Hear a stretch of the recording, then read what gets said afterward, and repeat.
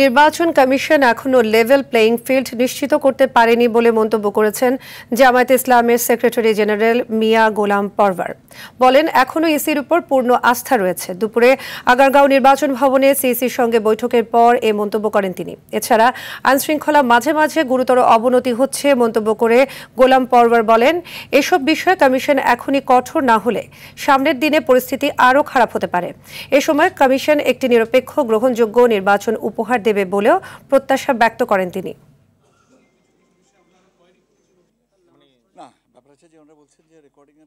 level playing field সম্পর্কে নিশ্চিত করতে পারেননি এবং পারেননি যে বিদ্যমান প্রশাসনিক অবস্থার কিছু তথ্য প্রমাণ স্পেসিফিক আমরা ওনাদের সামনে তুলে ধরে বলেছি যে এই অবস্থা থাকলে এটাকে আমরা লেভেল প্লেইং ফিল্ড হিসেবে গ্রহণ করব না, সুনির্দিষ্টভাবে আপনাদেরকে পদক্ষেপ নিতে হবে এবং after declaration of schedule election কমিশনের কাছে সব এখতিয়ার চলে আসবে প্রশাসনকে যথাযথভাবে নিরপেক্ষ রাখা, প্রয়োজনে রদবদল করা